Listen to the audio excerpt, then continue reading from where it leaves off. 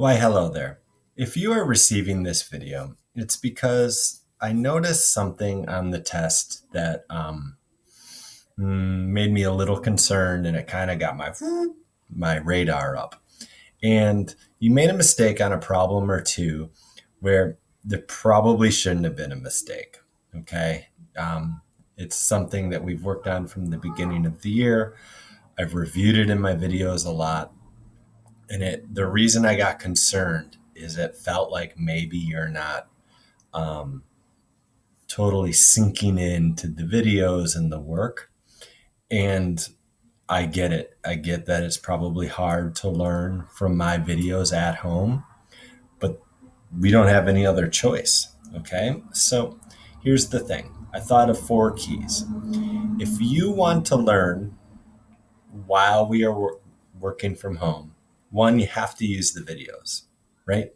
Have to watch them all the way through, pay attention while you're watching. 2, you need to read my comments. Sometimes you make these mistakes in your work, and I tell you about it in your comments. And then you should go back and try to fix it and then message back to me if you still don't get it. Okay? 3, you need to take your time.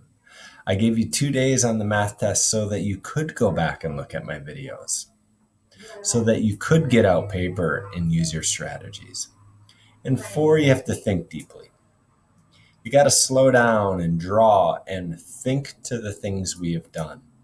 Without these 4 things, if you're not doing these 4 things, my worry is that you are only staying busy at home and that you're not learning. And I have no interest in just making you busy. Okay. My only care is for you to learn. So this video is to just show you one problem and how important it is to do these things. So the one problem I'm speaking about is this: 2/5 plus 3/7. Okay. We've been working on this since, I don't know, October or November. And we've reviewed it countless times. It was in my videos 3 times. And we know you cannot add fractions without the denominators being equal. You can't. You can't. You can't. You can't. You've never been able to. You'll never be able to. So you cannot do this.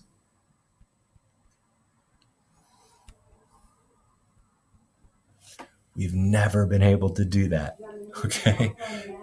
And I've taught you 2 main ways to be able to solve this problem.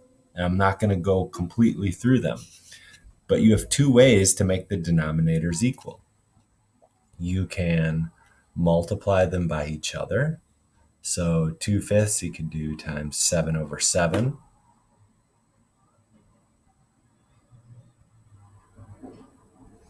And then this one you could do by 5/5.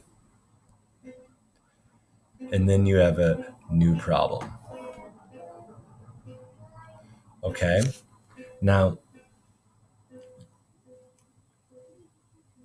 denominators have to be equal. And it really comes back to my keys.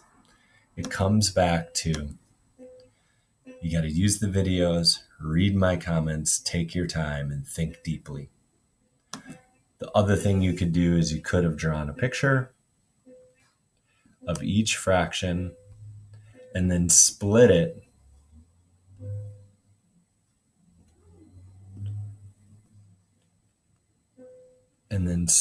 by the other one, right?